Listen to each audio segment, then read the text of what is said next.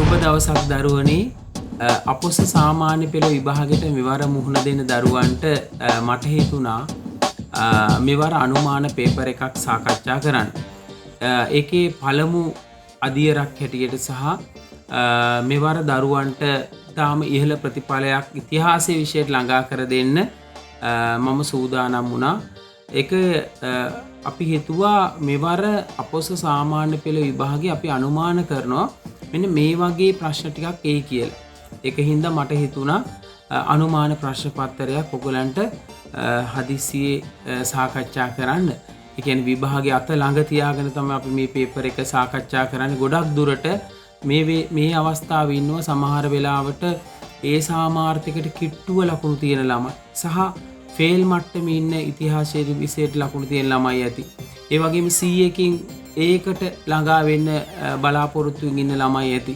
මේ නිසා මම හිතුවා මේ අනුමාන පේපර් එක ඔයගලන්ට සෑහෙන ප්‍රයෝජනවත් වෙයි. හොඳ ප්‍රතිඵලයක් ගන්න අපොස සාමාන්‍ය පෙළ විභාගයට 2025-26 මෙවර විභාගයට. ඒක නිසා මම මේ ඔයගලන්ට පේපර් එක ඔයගලන්ට ස්ක්‍රීන් එකේ පේනවා ඇති. මේකේ ඔයගලන්ට කොපියක් ගන්න ඕන නම් ඒක පහළ කමෙන්ට් එකෙත් දාලා තියෙනවා. ඔයගලන්ට ගන්න පුළුවන්.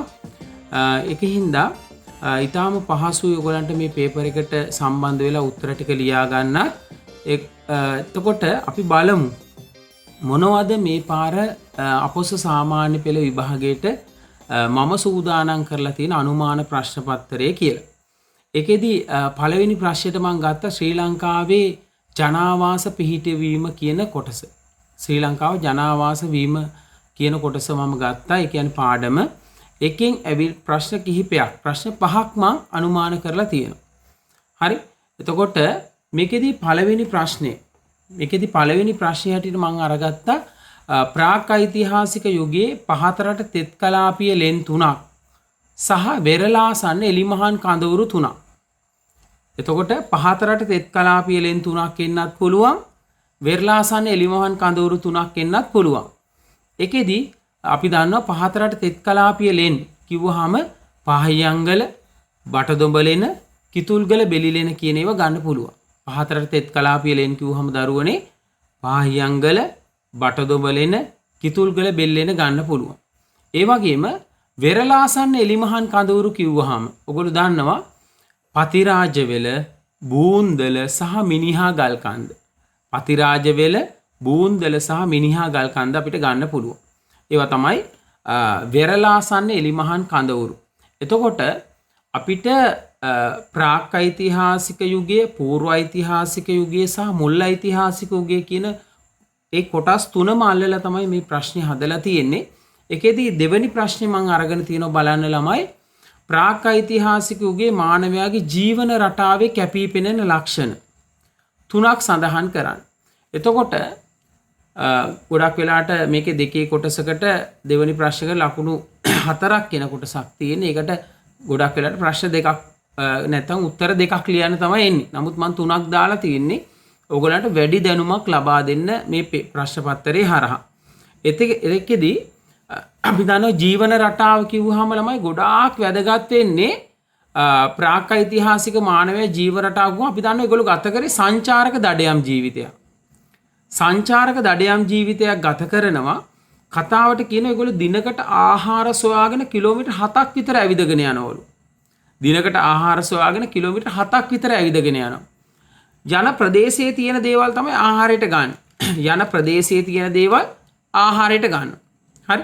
ඒතකොට එහෙම ජීවිතයක් තමයි ඒගොල්ලෝ ගත කරේ. ඒ වගේම තව වැදගත්ම කාරණයක් තමයි මේගොල්ලෝ කුඩා පවුල් ලේඛක වශයෙන් තමයි ජීවත් වෙලා තියෙන්නේ. කුඩා පවුල් ලේඛක වශයෙන්. ඒ වගේම එක කණ්ඩායමකට 15ත් 25ත් අතර ප්‍රමාණයක් අයත් වෙලා තියෙනවා. ඒකත් මේගොල්ලෝ ජීවන රටාවට අපිට ගන්න පුළුවන්. ඒ වගේම මේගොල්ලෝ ආහාර රටාව ජීවන රටාව කියන කොටසට සම්බන්ධ කරගත්ත හැකි. ඒකෙදි මේගොල්ලෝ ශාකමය ආහාර ගත්තා, මාංශමය ආහාර ගත්තා. අපි දන්නවා වල් දෙල්, වල් කෙසෙල්, ගෝනල, කැලෑ දෙල්ලට වගේ දේවල් ආහාරයට අරගෙන තිනවා ශාකමය ආහාර වශයෙන්. මාංශමය ආහාර වගේ සතුන් ආහාරයට අරගෙන තියෙනවා. නේ? ඒ වගේ එළුවන්, කුකුලන්, නිත්තෑවන්, කළුවලහා ගොළු බෙල්ලන් මහත් අභිරුචියෙන් ආහාරයට ගත්තා කියලා කියනවා. ඒ වගේ ආහාර රටාවක් තිබිලා තියෙනවා. ඒ වගේම අපිට ගන්න පුළුවන් මේගොල්ලන්ගේ ජීවන රටාව තුළ මේගොල්ලෝ ජීවත් වෙච්ච ප්‍රදේශවල වපසරිය සාමාන්‍යයෙන් 5 දිනක් වගේ කණ්ඩායමට වර්ග මීටර් 50ක් වගේ ප්‍රමාණවත් වුණාලු. ඒ වගේම බණ්ඩාරවෙල චර්චිල් ප්‍රදේශයේ මේගොල්ලෝ වපසරිය වර්ග මීටර් 150ක වගේ භූමි ප්‍රදේශයක ජීවත් වෙලා තියෙනවා. ඒ වගේ මේගොල්ලෝ මේ සංචාරක දඩයම් ජීවිතේ ගත කරමින් වර්ෂා වැඩි කාලවල ලෙන්වලද වර්ෂාව අඩු ප්‍රදේශවල එලිමහන් කඳවුරුවලද වාසය කරා කියලා කියනවා. ඔන්න වගේ උත්තරයක් තමයි ළමයි මේකට ලියවෙන්න ඕනේ. ඊළාට අපි යනවා මේකේ තුන්වෙනි කොටසට. බලන්න ප්‍රාක් ඓතිහාසික මානවයාගේ අභිචාර විධි. අභිචාර කියන්නේ මළගිය චාරිත්‍ර. අභිචාර විධි කියන්නේ මළගිය චාරිත්‍ර. අපි දන්නවා මේගොල්ලෝ ළඟම ඥාතියෙක් මිය ගියාම ගල්ලෙන තුලම වල දානවා. වල දාලා ටික කාලයක් ගියාට පස්සේ අර වලදාපු ඒගොල්ලෝ වලදාපු සිරුර එකේ ඇටසැකිලි අංකැබැල්ලක් ආධාරයෙන් එළියට ගන්නවා. එළියට අරගෙන මේගොල්ලෝ හිස් කබලේ රතු පාට ගුරුගල් ආලේපනය කරා කියනවා. දැන් මේ වගේව පහයියංගල කිතුල්ගල බෙලිලෙන බටදොඹලෙනින් වගේ හම්බෙලා තියෙනවා. ඒ කියන්නේ ළඟම ඥාතියෙක් මිය ගියාම ගල්ලෙන තුලම වල දාලා කාලයක් ගියාට පස්සේ යාගේ ඇටසැකිලි එළියට අරගෙන හිස් කබලේ රතු පාට ගුරුගල් ආලේපනය කිරීම. එක. අනිත් අභිචාර ක්‍රමේ තමයි නමා වකුටු කර වල දැමීම. දැන් සීගිරිය පොතාන වගේ ප්‍රදේශවලින් හම්බෙලා තිනවා නමල වකුටු කර වල දාපු ස්වභාවය. ඒකත් ඒගොල්ලන්ගේ අභිචාර ක්‍රමයකට අපිට ගන්න පුළුවන්. ඒ වගේම බදුල්ල රාවණෑල්ලෙන් හම්බෙනෝ වෙනස්ම අභිචාර ක්‍රමයක්. පුද්ගලයෙක් මිය ගියාට පස්සේ මේගොල්ලෝ කරලා තියෙන්නේ හිස් කබල දෙකට බෙදෙනසේ සිදුරු විදලා හිස් කබලේ පිටතට නෙරා ඇති දාර හොඳට සුමට වෙන තෙක් හොඳ අතුල්ලලා මට්ටම් කරලා හිස් කබල එක් පැත්තක රතු පාට ගුරුගල් ආලේපනය කරලා තියෙනවා. මේකත් බදුල්ල රාවණෑල්ල ප්‍රදේශයෙන් හම්බෙන විශේෂ අභිචාර ක්‍රමයක්. මේ වගේ අභිචාර ක්‍රම 3ක් තිබිලා තියෙනවා. මේ අභිචාර ක්‍රම අනිවාර්යෙන් විභාගෙට ගොඩක් වෙලාට එන්න පුළුවන් කොටසක්. ඊළඟට අපි යනවා මේකේ 4 වෙනි ප්‍රශ්නෙට. 4 වෙනි ප්‍රශ්නේ බලන්න ළමයි. දැන් පූර්ව ඓතිහාසිකගේ තාක්ෂණය. දැන් පූර්ව ඓතිහාසිකගේ ඇත්තටම අහන්න තියෙන තාක්ෂණයම තමයි. ඊට අමතරව ඒගොල්ලන්ගේ මළගිය චාරිත්‍ර කිහිපයක් තියෙනවා. විශේෂයෙන්ම අහන්නේ තාක්ෂණය. හැමදාම වගේ පේපර් අධ්‍යයනය කරොත් ඔයගොල්ලන්ට පේනවා තාක්ෂණය. ඒතර පූර්ව ඓතිහාසිකගේ තාක්ෂණය ගුවම එකක් අපිට ගන්න පුළුවන් අර මැටිඔරු සුසාන භූමිය. ඒකේ දියුණු විද්‍යාවක් හා තාක්ෂණයක් තිබ්බා කියලා කියනවා. අර මැටිඔරු සුසාන භූමියේ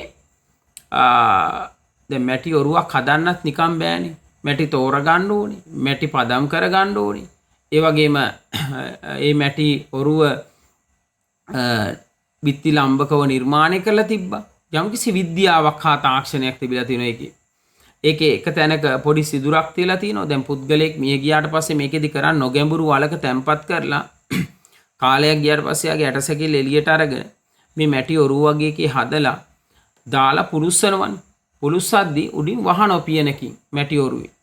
එතකොට ඇතුළට වාතය යන්නේ ඒගොල්ලෝ සිදුරක් සකස් කරලා තියෙනවා. ඒගොල්ලෝ දන්නවා දහනය සඳහා ඔක්සිජන් වායුව අවශ්‍යයි කියලා. යම්කිසි දියුණු තාක්ෂණයක් පූර්ව ඓතිහාසිකයේ තිබිලා තියෙනවා.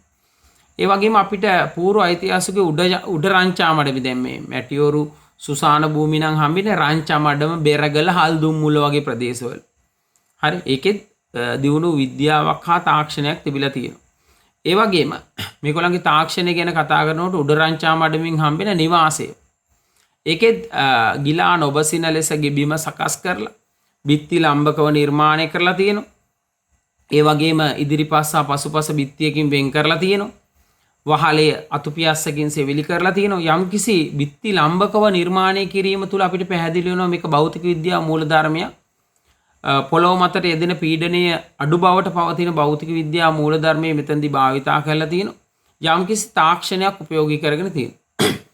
ඒ වගේම වැදගත්ම දේ තමයි ළමයි පූර්ව ඓතිහාසිකගේ අපිට අනාවරණය වෙනවා යකඩ භාවිතා කරා කියලා.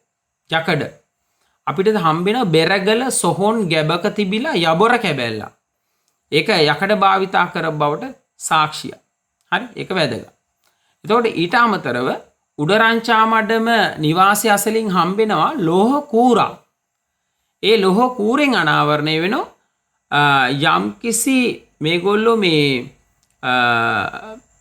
අර මේ ලෝහ කූර භාවිතා කරලා තියෙන්නේ කාන්තාවන් ඇස් පාට කරන්න, ඇස් අඳුන් තබන්න.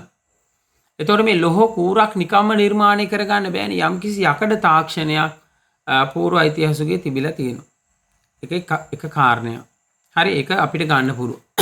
එතකොට අපි කරුණු තුනක් කියුණා. එකක් මැටියොරු සුසාන භූමි, නිවාස තැනීම, යකඩ භාවිතය. උනම් අපිට අර මැටි වලන් භාවිතයත් ගන්න පුළුවන්. අපි දන්නවා උඩරංචාමඩම නිවාසය අසලින් හම්බෙන වර්ණ ගැන්වූ මැටි භාජනය. මැටි වලඳ වර්ණ ගන්වලා තියෙනවා. සුදු සහ රතු වර්ණ ගන්වලා තියෙනවා. වර්ණ තාක්ෂණිකුත් අනාවරණය වෙනවා. සකපෝරුවක් භාවිතා කරලා මැටි වලඳක් හදන තරම් දියුණු තාක්ෂණයක් මේගොල්ලෝ තුල තිබ්බා කියලා ක්‍රිස්තු පූර්ව 2400 ඉඳන් ක්‍රිස්තු පූර්ව 454 කාලේ පූර්ව ඓතිහාසිකයේ මානවයා දැන සිටියයි කියලා අනාවරණය වෙනවා. හරි, එක. ඊළඟ ප්‍රශ්නේ බලමු. මුල් ඓතිහාසිකයෝගේ ජීවන රටාව. දැන් මුල් ඓතිහාසිකයෝගේ ජීවන රටාව තුළ ව්‍යුහයා ස්වරූපය. අපි ව්‍යුහයා ස්වරූපය ගත්තොත් අපි දන්නවා වැව මූලික කරගත්ත ගම් බිහි වුණා. වාපිගාම. මහා වංශයේ සඳහන් වෙනවා වාපිගාම 4ක්. සුමන වාපිගාම, විහාර වාපිගාම, හුන්දරී වාපිගාම, කඩහ වාපිගාම කිය. හරි? සුමන වාපිගාම, විහාර වාපිගාම, හුන්දරී වාපිගාම, කඩහ වාපිගාම. ඒ වගේ විවිධ වෘත්තීන් අනුව ගම් බිහි වුණා. මොනවද වෘත්තීන් අනුව බිහි වෙච්ච ගම්? කසිකාරගාම, මණිකාරගාම, කේවට්ටගාම, වඩ්ඩකීගාම, කුම්භකාරගාම. විවිධ වෘත්තීන් අනුව ගම් බිහිවීම. ඊළඟට විවිධ කාර්යයන් පදනම් කරගෙන ගම් බිහි වෙනවා. ඒකත් ගන්න පුළුවන්. කාර්යයන් පදනම් කරගෙන බිහි වෙච්ච ගම් මොනවද? ඔලගම්. ඔලගම් කියන්නේ කාලයක් ජනතාව අතහැරලා දාලා අතහැර දැමු වැව් ගම්. ඒ වගේම ප ဋ ාණ ගම්, වරාය ආශ්‍රිත ගම්, ප ဋ ාණ ගම්. ඊළඟට නියම් ගම්, වෙළඳ ගම්. ඒකත් ගන්න පුළුවන්. තව මේක අපේ ස්වරූපය කියන එක වගේම ව්‍යුහා ස්වරූපය කියන එකට ගන්න පුළුවන් අර ගමක ප්‍රමාණය, කුඩා ගමක ප්‍රමාණය හෙක්ටයාර් 0.5ක් වගේ, විශාල ගමක් හෙක්ටයාර් 2ක් වගේ, ඊළාට මධ්‍ය ප්‍රමාණයේ ගමක් හෙක්ටයාර් 2කට වඩා වැඩි විශාල ගමක්. සාමාන්‍ය මාගම මේ කාලේ ජන සංඛ්‍යාව 30000ක් විතර ඉඳලා තියෙනවා. ඒ වගේම අපිට අහන්න ලැබෙනවා වැටකින් ආරක්ෂා කරපු ගම පරික්කිත ගම, වැටකින් ආරක්ෂා නොකළ ගම අපරික්කිත ගම, ගමත් පුරයත් අතර ජනාවාසය හැඳින්වන නගර කියලානේ. නගරේ ප්‍රධාන වාස්තු විද්‍යාඥය හැඳින්වන පුරකමත කියලා. ඔගේ කාරණා ටිකක් මේකට අපිට ගන්න පුළුවන්. අපි දන්නවා මේ කාලේ අනුරාධපුරේ හඳුන්වලා තිබේ නුරුපුර කියලා. මොකේද? පනාකඩුව තඹසන්නසේ. පනාකඩුව තඹසන්නස කාගේද ළමයි? පළවන විජේබහු රජුගේ. ඒතකොට කාරණා ගොඩක් මේක ඇතුලේ කියවෙනවා. දැන් බලන්න මේක රචනා ප්‍රශ්නෙට විතරක් නෙවෙයි. මේ අපි කතා කරන අනුමාන පේපර් එක වැදගත් වෙන්නේ ඕගොල්ලෝ රචනා ප්‍රශ්න ටික කරගන්න විතරක් නෙවෙයි. මේක අහලා ඉරිගහන ප්‍රශ්න ටිකත් කරගන්න පුළුවන්. ඒකයි වැදගත් වෙන්නේ. එතකොට සෑහෙන ලකුණු ප්‍රමාණයක් ගන්න පුළුවන් ආකාරයට තමයි මම මේ අනුමාන පේපර් එක සකස් කරලා සාකච්ඡා කරගෙන යන්නේ. හරි? එතකොට අපි යමු ඊළඟට මේකේ දෙවනි ප්‍රශ්නේ. අපි දෙවනි ප්‍රශ්නෙට අරන් තියෙන්නේ බලන්න 10 වසර 3 වෙනි පාඩමේ ප්‍රශ්නයක්. එතකොට 10 වසර 3 වෙනි පාඩම කිව්වහම දරුවනේ ඔයගලන්ට වැදගත් වෙනවා මේක ගොඩක් වෙලාවට ලංකාවේ රාජ්‍යත්වයක් ආරම්භ වීම සහ ඒකේ කොහොමද ව්‍යාප්ත වෙලා ගියේ. එතකොට මේකේ පළවෙනි එකට අහනවා పూర్ව රාජ්‍ය සමයේ. పూర్ව රාජ්‍ය සමයේ රට පාලනය කරපු තිදෙනෙක්. අපි දන්නවා. ඒ කියන්නේ රාජ්‍යත්වයක් බිහි වෙන්න කලින් මේ රට පාලනය කරේ කවුද? අපි දන්නවා පරුම විශේෂයෙන්ම ගෘහපතියා, මුලින්ම ගෘහපතියා, ඊළඟට ගමික, ඊළඟට පරුමක. ගෘහපතියා කියන්නේ ගෙදර ප්‍රධානියා. ගමේ ප්‍රධානියා වෙනව කවුද? ගමික. ගම් කිහිපයක ප්‍රධානියා පරුමක බවට පත් වෙනවා. එක එක කාරණේ. මේකේ උත්තරේ. හරිම උත්තරේ. ඊළඟට බලමු ගමික සතුකාරයන්. දැන් බොරු ලියන්න බෑ. ගමික සතුකාරයන් කිව්වහම බොරු ලියන්න බෑ අපිට. අනිවාර්යෙන් ලියන්න ඕන කාරණා ටිකක් තියෙනවා. එතකොට ගමික සතු කාර්යයන් කිව්වම එකක් අපිට ගන්න පුළුවන් ගමේ ආරවුල් ගම් මට්ටමින් විසඳීම. අනිත් එක ළමයි ගන්න පුළුවන් ගමේ වැව් නඩත්තු කිරීම සහ ජලය බෙදා හැරීම. ඊළාට ගමේ සහජීවනයේ රැකීම. ගමේ පොදු කටයුතු වලට සහයෝගය දීම. හරි. ඔන්න ඔය කියන කාරණා ගන්න පුළුවන්. පළවෙනි එක ගමේ සහජීවනයේ රැකීම, ගමේ සාමය රැකීම, ගමේ වැව් නඩත්තු කිරීම සහ ජලය බෙදා හැරීම, ගමේ පොදු කටයුතු වලට සහයෝගය දීම. හරි. ඒ කාරණා ටික ගන්න පුළුවන්.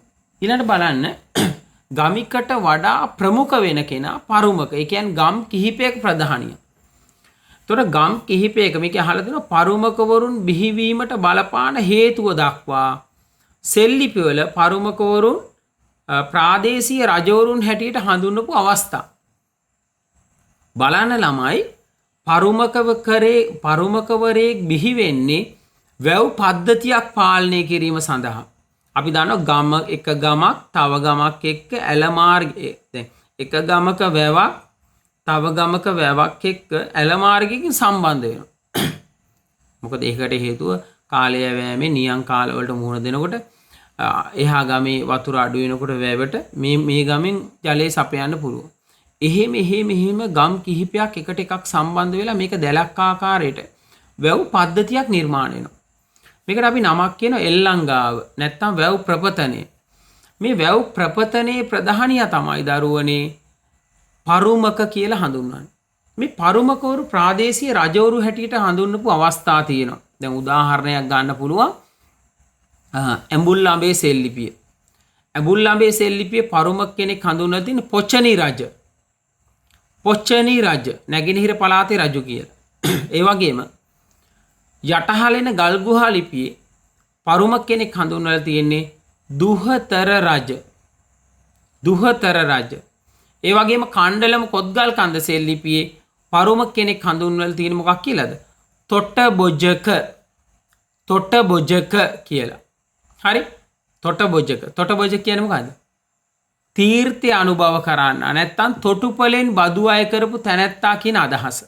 හරි? එතකොට අපි මේ දෙවනි ප්‍රශ්නේ අපි මේවර අපොස්ස සාමාන්‍ය පෙළ විභාගයේ අපි අනුමාන කරන දෙවනි ප්‍රශ්නේ තමයි මේ සාකච්ඡා කරගෙන යන්නේ. ඒකෙදි තුන්වෙනි ඒකේ අපි ඊළඟ කොටසටත් එනවා.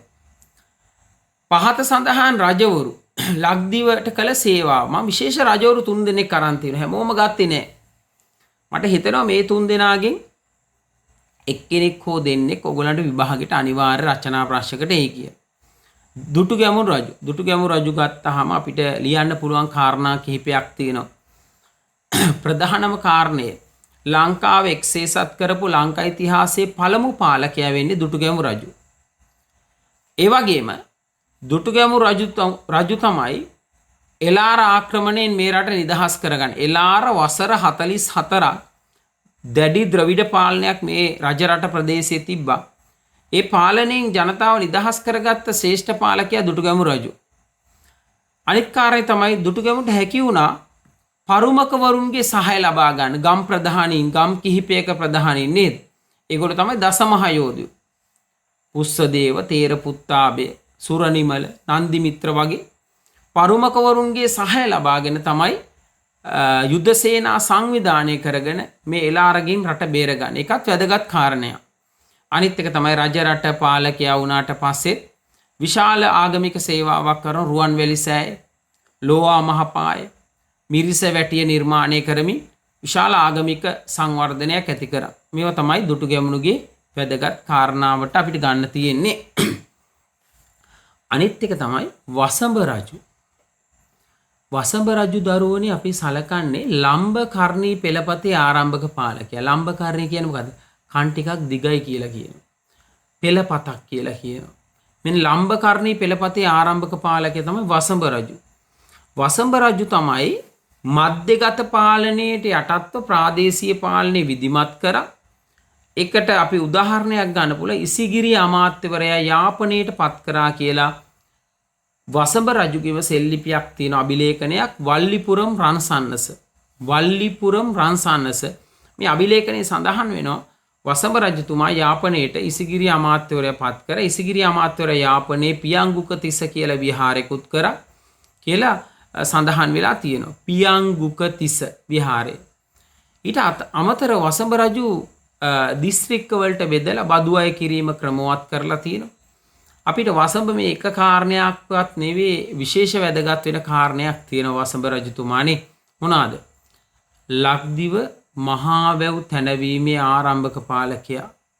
වැව් 11ක් සහ ඇලවල් 12ක් කරනවා. වැව් 6ක් මේ වෙනකොට අඳුනගෙන තියෙනවනේ. නොච්චිපොතාන, හිරිවඩුන්න, කාලියවදන, මණන්කැටිය, මහවිල, චේරු. එයාගේ ඇල මාර්ග වලින් එකක් හඳුනගෙන තියෙනවා. ඇලහැර ඇල. ඇලවල් 12න් එකයි. ඇලහැර ඇල, ඇලිසාර ඇල. නේ මහවැලි ගඟේ අතු ගංගාවක් වන අබංගඟ හරස් කරලා සතපුම් 30ක් දිගට දිවෙන පරිදි ඇලහැර ඇල නිර්මාණය කරන එක වැදගත් කාරණයක්.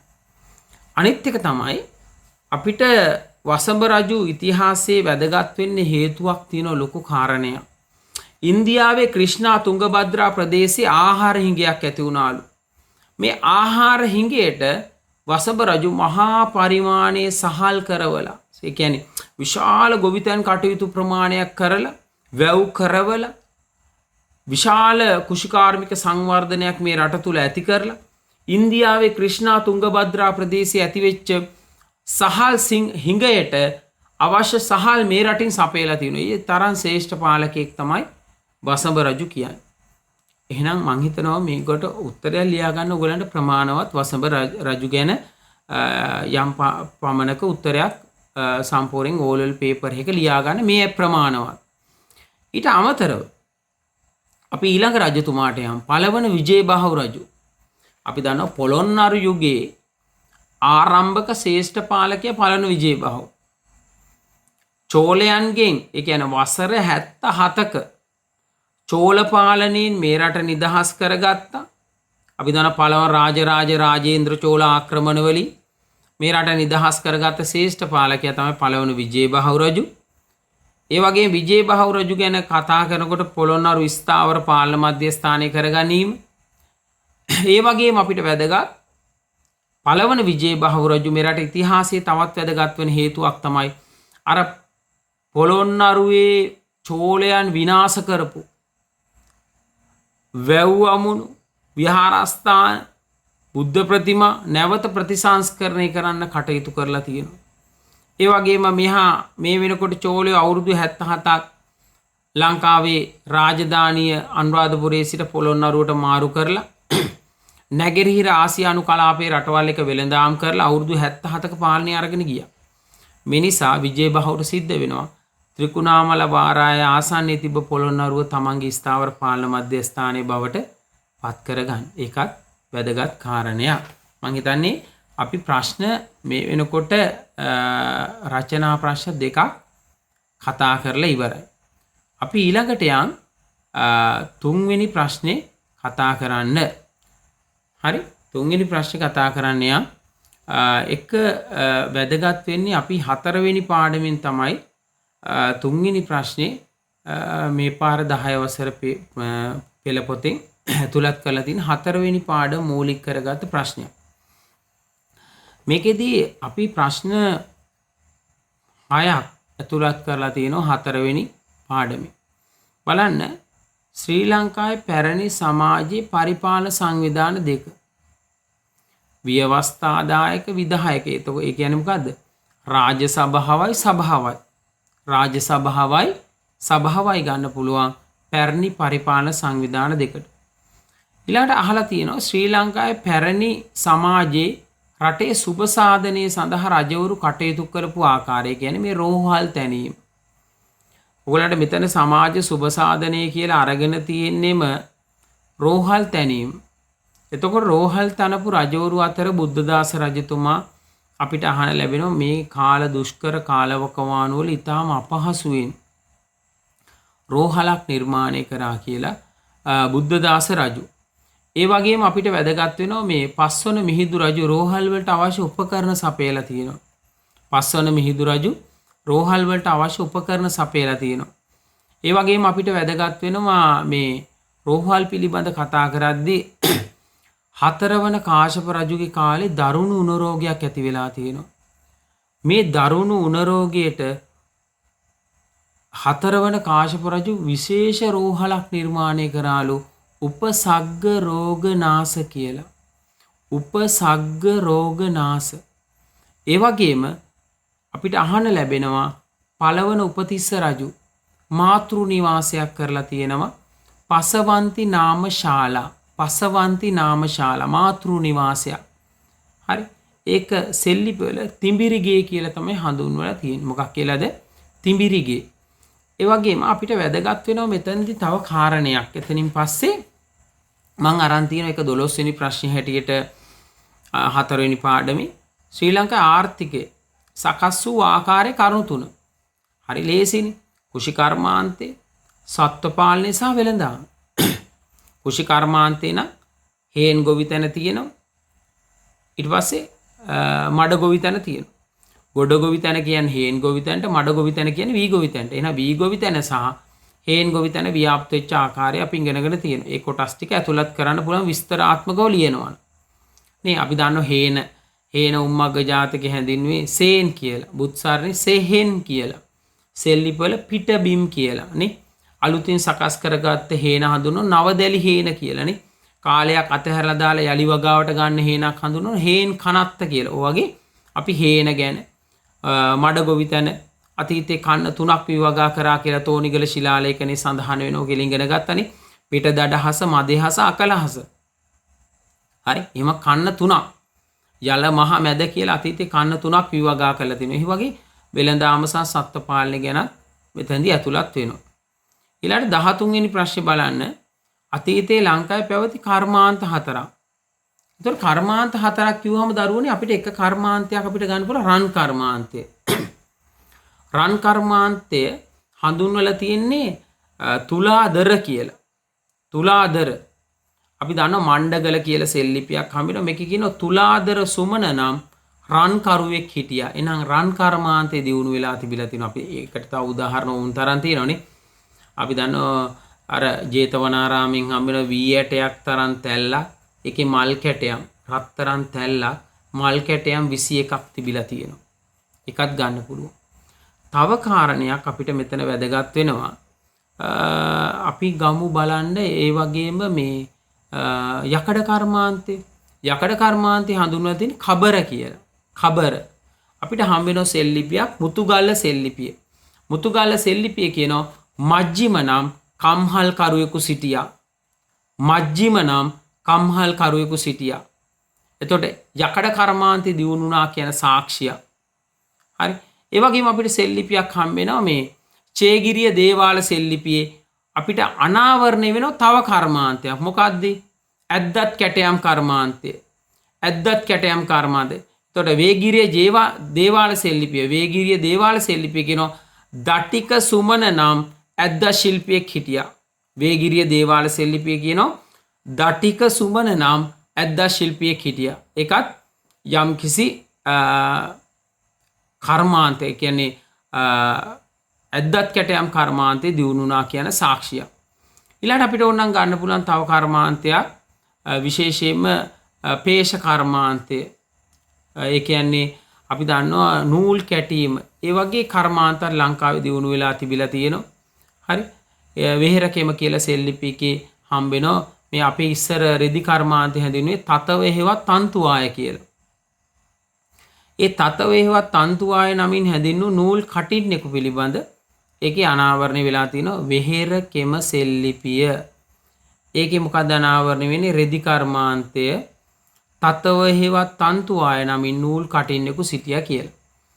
අපි ඊළඟට යන් ලංකාවේ විවිධ වෘත්තීන් අපි දන්නවා වෘත්තීන් අතර අපිට ඉගෙන ගන්න හම්බ වෙන ගුරුවරු. ගුරුවරු හැඳින්වුවේ ආචාර්ය. ගුරුවරයෙක් හඳුන්වලා තියෙන ආචාර්ය කියලා. ඇතුන් හීලෑ කරන්න උගන්වපු ගුරුවරුන් හැඳින්වුව හස්ති ආචාර්ය, හති ආචාර්ය. ඒ වගේම වෛද්‍යවරුන් හැඳින්වුව වෙජ්ජ සහ මහවේදේනා කියලා. ඒ කියන්නේ වෙජ්ජ කියන්නේ රජයේ ප්‍රධාන වෛද්‍යවරයා, මහවේදානා කියන්නේ ශල්‍ය වෛද්‍යවරයා හඳුන්වලා තිනවා මහවේදානා කියලා. ඒතර වෛද්‍යවරු ඉඳලා තියෙනවා. ඊට අමතරව අපිට අහන්න ලැබෙනවා මේ නීති විශාරදයෝ ඕහාර නීති විශාරදයෝ රජුට සහ සාමාන්‍ය ජනතාව නීති උපදෙස් දීපු අය අතීතයේ හැදින වෝහාර. ඒ වගේම සිත්තරුවෝ අර නැට්ටුක්කන්ද හම්බන්තොට නැට්ටුක්කන්ද සෙල්ලිපි කියන ලපන තිස්ස නම් සිත්තරුවෙක් හිටියා. ඒකෙම කියවෙනවා ඒ සෙල්ලිපියෙම හම්බන්තොට නැට්ටුක්කන්ද සෙල්ලිපියෙම ලපන තිස්සගේ පුතා සංජය කියලා කවියෙක් කියලා. බලන්න ළමයි එතන කාරණා විවිධ කර්මාන්ත ගැන කියවුණා. ගුරුවරු කියවුණා. වෛද්‍යවරු ගැන කියවෙනවා. නීති විශාරදයෝ ගැන කියවෙනවා. චිත්‍ර ශිල්පියෝ, සංගීතඥයෝ අපේ අතීත වෘත්තීන් අතර ඉඳලා තියෙනවා. හරි. ඊළඟට මේකේ අන්තිම එක ගොඩක් වෙලා ලකුණු 6ක් දෙන කොටසට එන කාරණය අතීතේ වාර්ගික සහජීවනය. වාර්ගික සහජීවනය කියන්නේ විවිධ ජන වර්ග අතර අපි තිබ්බ බැඳීම. විවිධ ජන වර්ග අතර තිබ්බ බැඳීම. දැන් උදාහරණයක් ගන්න පුළුවන් අම්පාර සෙල්ලිපිය. දෙමළ ජාතිකයන් සහ සිංහලයන් අතර තිබ්බ බැඳීම. දෙමළ ජාතික පුරුෂයෙක් සහ සිංහල කාන්තාවක් අතර විවාහය අම්පාර සෙල්ලිපිය. අබේගිරි සෙල්ලිපිය. දෙමළ ජාතික භික්ෂුවක් ඉඳලා තියෙනවා. දෙමළ ජාතිකයෙක් භික්ෂුවක් වෙලා. කියන්නේ බෞද්ධයෝ සහ දෙමළ ජනතාව අතර තිබ්බ බැඳීම. එකක් ගන්න පුළුවන්. තව කාරණයක් ගන්න පුළුවන් අපිට විශේෂයෙන්ම මේ අපිට අහන්න ලැබෙනවා දකුණු ඉන්දියානු හමුදාවන් අරන් ඇවිල්ලා මෙහි යුද්ධ කරපු රජවරු. ඉලනාග සහ අබේනාග කියන රජවරු දෙන්න අපිට ඊටාම වැදගත්. මේගොල්ලෝ දකුණු ඉන්දියානු සේනාවක් අරන් ඇවිල්ලා මේ යුද්ධ කරලා තියෙනවා. ඒතකොට ඊටාම වැදගත් කාරණයක්. ඒ හමුදාව හැඳින්වෙන්නේ අගම්පඩි සේනාව. අගම්පඩි සේනාව. එහෙම දකුණු ඉන්දියානු සේනාවක් අරන් ඇවිල්ලා මෙහි යුද්ධ කරපු මුල්ම රජ කෙනා තමයි ඉලනාග. ඊට පස්සේ තමයි අබේනාග එන්නේ. හරි. ඒක ඊටා වැදගත් කාරණයක්. ඊට අමතරව ඔයගොල්ලෝ අහලා ඇති පළවන විජේබහු රජතුමා දළදා මාලිගාවේ ආරක්ෂාවට ද්‍රවිඩ හමුදාවක් නවත්තනවා. ඒගොල්ලන්ට කියනවා වේලයික්කාර හමුදාව. වේලයික්කාර හමුදාව. එතකොට ද්‍රවිඩ හමුදාවක් පළවන විජේබහු රජු දළදා මාලිගාවේ ආරක්ෂාවට නවත්තනවා නම් ද්‍රවිඩ ජනතාව ගැන කොච්චර විශ්වාසයක් තියෙන්න ඕනේද?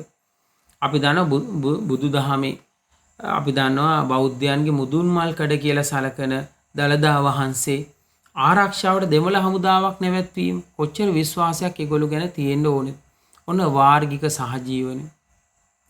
මේ දෙමළ අය විතරක් නෙවෙයි මුස්ලිම් ජනතාව ශ්‍රීපාදේ වන්දනාමාන කරලා තිනවා ආදම්ගේ කන්ද කියලා. ඒගොල්ලෝ සුහදව කටයුතු කරලා තියෙනවා. සුලෙයිමාන් අනුරාධපුර යුගයේන ක්‍රිස්තු වර්ෂය 850 දී වගේ ඒ වගේම ගම්පල යුගයේ ඉබ්න් බතුතා අරාබි සංචාරකය ඇවිල්ලා තිනවා. මේගොල්ලෝ ශ්‍රීපාදේ වන්දනාමාන කරලා තිනවා ආදම්ගේ කන්ද කියලා. එතකොට මේගොල්ලෝ අතර හොඳ දියුණු වාර්ගික සහජීවනයක් පැවතිලා තියෙනවා. හරි. අපි දැන් තුනක් ඉවර කරා ප්‍රධාන ප්‍රශ්න තුනක්. අපි ඊළඟට යනවා ඊළඟ පාඩමේ ප්‍රශ්නෙට. හරි. අපි යමු ළමයි දැන් අපේ ඊළඟ අනුමාන ප්‍රශ්නෙට. එක 10 වසර පස්වෙනි පාඩමෙන් මම අරගත්තේ ශ්‍රී ලංකාවේ පැරණි විද්‍යාව හා තාක්ෂණය කියන කාරණේ. එතකොට ශ්‍රී ලංකාවේ පූර්ව ඓතිහාසික යුගයේ දියුණු විද්‍යාවක් හා තාක්ෂණයක් පැවති බව කරුණු තුනකින්. මේ කාරණේ අපිට අර ප්‍රාක් ඓතිහාසික ප්‍රශ්නේදී කියවුණා. ජනාවාස ව්‍යාප්තිය කියන ප්‍රශ්නේදී කියවුණා. එකක් තමයි අපි දන්නවා මැටිඔරු සුසාන භූමි නිර්මාණය වීම දියුණු විද්‍යාවක් හා තාක්ෂණයක් පැවතුණා කියලා අනාවරණය වෙනවා. අනිත් එක තමයි නිවාස තැනවීම, ස්ථීර වාසස්ථාන නිර්මාණය වීම. අපි දන්න උඩරංචා මඩමින් හම්බෙන නිවාසය හොඳම උදාහරණය. ඒ වගේම තව කාරණයක් තියෙනවා මැටි වළඳක් හමු වීම. ඒ කියන්නේ මැටි වළඳක් නිර්මාණය කිරීමේ තාක්ෂණය. අපි දන්න උඩරංචා මඩම නිවාසයේ ඇසලෙන් හම්බෙන මැටි බඳුනත් ඒකට හොඳම උදාහරණයක් වර්ණ ගන්වලා තිබ්බා කියලා අපි කිව්වා. මේක සකපෝරුවක් භාවිතා කරලා හදපු දියුණු මැටි වළඳක් දියුණු තාක්ෂණයක් එකකින් අනාවරණය වෙනවා. ඊළඟට බලන්න ශ්‍රී ලංකාවේ ජල කළමනාකරණය කිරීමේ අවස්ථා. දැන් ළමයි වරද්ද ගන්න එකක් තමයි ජල කළමනාකරණය කිරීමේ අවස්ථා ලියන්න ආවහම ගොඩක් දරුවෝ ලියන්නේ මේ වැවක කොටස්. එහෙම නෙවෙයි. වැව කියන්නේ ජල කළමනාකරණය කරන්න ගත් එක් අවස්ථාවක්. එහෙනම් වැව නිර්මාණය කිරීම එකක්. අනිත් එක ඇල මාර්ග නිර්මාණය කිරීම. තව එකකට ගන්න පුළුවන්. ඇල මාර්ග. පොකුණු නිර්මාණය කිරීම. අපි දන්න ඌරා කැටලින් කියලා මේ ලින් විශේෂයකුත් නිර්මාණය වෙනවා. පොකුණු විශේෂයක් නිර්මාණය වෙනවා. හරි. ඇල මාර්ග හදපු තනතුරක් ගැන අනාවරණ වෙන අඩික කියලා. එතකොට අපිට පැහැදිලි වැව නිර්මාණය කිරීම, ඇල මාර්ග නිර්මාණය කිරීම, පොකුණු නිර්මාණය කිරීම, ලින් නිර්මාණය කිරීම මේකේ පිළිතුර හැටියට ගන්න පුළුවන්. ජල කළමනාකරණය කරපු අවස්ථාව. ඊළඟට ශ්‍රී ලංකාවේ බලන්න 18 වෙනි එක ශ්‍රී ලංකාවේ දියුණු යකඩ නිස්සාරණයක් පැවති බව සහ එහි ක්‍රියාකාරීත්වය. යකඩ නිස්සාරණය ගැන ටක් ගාලා කියපු ගමන් ඔයගලන්ට මතක් වෙන්නේ අපි දන්නවා බලංගොඩ සමනල වැව. ඊට කලින් යකඩ නිස්සාරණය කරපු තාක්ෂණයේ තිබ්බ බවට සාක්ෂි අපිට කියවුණා කලින්. ඒ තමයි පූර්ව ඓතිහාසික යුගයේ සොහොන් ගැබක තිබිලා හම්බෙන යබොර කැබැල්ල කිස්තුපුර 2400ක් තරම් පැරණි බෙරගලින් හම්බෙන්නේ. ඊට අමතරව උඩරංචා මඩමින් හම්බෙන ලෝහ කූර ඒවත් යකඩ නිස්සාරණයට සාක්ෂි. ප්‍රධාන වශයෙන් අපිට ගන්න පුළුවන් කිස්තුපුර 3 දී වගේ බලංගොඩ සමනල වැව ප්‍රදේශයෙන් හම්බෙන ස්වභාවික සුලන් බලයෙන් යකඩ නිස්සාරණය කරපු උඳුන්. ස්වභාවික සුලන් බලය. මේකේ දන්නවා අපි මේක මැටියෝ මේ ඔරුවක් වගේනේ හදාගත්තේ. අර මැටියෝ සුසාන භූමිය වගේ හැඩයට හදාගෙන මේක ඇතුළට සිදුරු තියලා තියෙන වාතය යන. මොකද කඳු මුදුන් උඩ ස්වභාවික සුලන් බලයෙන් මේක හදාගන්න. ක්‍රියාත්මක වෙන්නේ. එතකොට ඒකට යටටම දාන ඉල්මනයිට් සහ ලිමෝනයිට් කියන පාෂාණ උඩින් දානවා මරාන් ගස් වල අඟුරු. දාලා මේක දැල්ලුවට පස්සේ ළමයි පැය 12ක් විතර එක දිගට දැල් වෙනවා. දැල්වීමත් එක්ක ස්වභාවික සුලන් බලයෙන් මේවා යකඩ නිස්සාරණය කරන කාර්යය සිද්ධ වෙනවා. අවසානයේ මේව තව රත් වීම තුල වාණේ බවට පරිවර්තනය වුණා කියනවා. ඒ වගේ දියුණු තාක්ෂණයක් අපිට අනාවරණය වෙනවා යකඩ සම්බන්ධයෙන්. බලංගොඩ සමනල වැව ප්‍රදේශයේ සීගිරි අලකොළ වැව ප්‍රදේශයේ අවසානයේ මේ මයින්හමක් ආධාරයෙන් යකඩ නිස්සාරණය කරයි කියන සාක්ෂි හම්බ වෙනවා දෙහිගහ ඇලකන්ද කියන ප්‍රදේශයෙන්. හරි. එතකොට මේව තමයි සාක්ෂි. උදාහරණ හැටියට උත්තරයට ලියන්න තියෙන්නේ. ඊළඟට අතීතයේ ශ්‍රී ලංකාවේ පැරණි සමාජයේ වෛද්‍ය හා සනීප ආරක්ෂාව. එතකොට දියුණු වෛද්‍ය විද්‍යාවක් හා සනීප ආරක්ෂාවක් තිබ්බ බවට අපිට කලින් කොටසෙත් හම්බුණා. මෙතන පාඩමක මේ පාඩමෙත් ඒ කොටස ඇතුළත් කරලා තියෙනවා. දුටුගැමුණු රජතුමා රෝහල් 18ක් කරපු එක. පණ්ඩුකාභය රජතුමා සොත්තිශාලා කියලා මාතෘ නිවාසයක් නිර්මාණය කරන එක. ඊට අමතරව පොළොන්නරුවේ ආලහන පිරිවෙන දියුණු වෛද්‍ය තාක්ෂණයක් තිබ්බ බවට සාක්ෂි අනාවරණය කරනවා. ඊළඟට අපිට අනාවරණ වෙනවා පොළොන්නරුවේ ආලහන පිරිවෙනෙන් හම්බෙන ශල්‍ය වෛද්‍ය උපකරණ කතුරු කිහිපයක්. එතකොට ශල්‍ය කර්ම කරා කියලා අනාවරණය වෙන එකක් දියුණු වෛද්‍ය විද්‍යාවක් තිබ්බයි බවට සාක්ෂි. සනීප ආරක්ෂාව ගත්තාම අනුරාධපුරයේ කැසිකිලි හා වැසිකිලි පද්ධති ගත්තාම ඒවා දියුණු තාක්ෂණයකට නිර්මාණය වෙලා තිබ්බා. මේ කැසිකිලි වල අපද්‍රව්‍ය ඊටම ගැඹුරු වලකට සම්බන්ධ කරලා තිබ්බා භූගත මැටි නල මාර්ගයේදී. ඒවා ක්‍රමානුකූලව බැහැර කරලා තිබ්බා. කැසිකිලි වල අපද්‍රව්‍ය ඒවා පෙරේණයකට සවි කරලා පොළොවට බැහැර කරලා තිබ්බා. මේ වගේ දියුණු කැසිකිලි හා වැසිකිලි පද්ධතියක් තිබ්බ බවට පොළොන්නරුවේ ආල්හන පිරිවෙනෙත් කාමර සංඛ්‍යාවට සමානුපාතිකව තිබ්බ බවට සාක්ෂි හම්බ වෙනවා. මෙන්න මේවා තමයි ළමයි අපිට මේකේදී උත්තරයක් හැටියට ගන්න තියෙන්නේ. ඊළඟට බලන්න දීලා තියෙනවා අතීත ලංකාවේ භාවිතා කර මිනුම් කිහිපයක් තියෙනවනේ. අවකාශයේ මැනීමේ මිනුම්. අවකාශය කියන්නේ භූමිය. පෑල කුරුණි කරීස අමුණු. පෑල කුරුණි කරීස අමුණු. අවකාශය. ඊළඟට අපිට ගන්න පුළුවන් මේ කෙටි දුර හා දිග දුර. කෙටි දුර නම් පරමාණු ආංගුලේ වියත. කෙටි දුර නම් පරමාණු ආංගුලේ වියත. දිග දුර නම් යොදුන ගව්ව උසඹ. යොදුන ගව්ව උසඹ. තව අපිට ගන්න පුළුවන් බර මැනීම. විහ ගුංජ මසක ස්වර්ණ අක. විහ ගුංජ මසක ස්වර්ණ අක. මේව ගන්න පුළුවන් බර මැනීම. කාලේ මැනීමේ මිනුම් මොනවද අපි? දැන් මොහොතක් ගත වුණානේ මොහොතකට කිව්වා මුහුර්තියක්. දවසකට කියනවා තිතිය කියලා. මාසෙකට කියනවා මසක කියලා. අවුරුද්දකට කියනවා වස නැත්තම් හවජර කියලා. ඔනොක් තමයි මේ ප්‍රශ්නෙට උත්තර ටික දරුවනේ. හරි. දැන් මේ පාර අනිවාර්යෙන් ඔයගොල්ලෝ මතක තියාගන්න ඕනේ තවත් කාරණයක්. ගොඩක් වෙලාවට කාර්මික විප්ලවයක් විප්ලව පාඩම තියෙනවනේ ප්‍රංශ විප්ලවය රුසියන් විප්ලවය ඒකත් එක්ක අල්ලලා දෙවන ලෝක යුද්ධ ප්‍රශ්නයක් ගොඩක් වෙලාවට සම්බන්ධ කරලා එන්න පුළුවන්. ඒක ගැනත් විශේෂ අවධානයක් යොමු කරන්න. හරි. එතකොට අපි යනවා 6 වෙනි පාඩමට.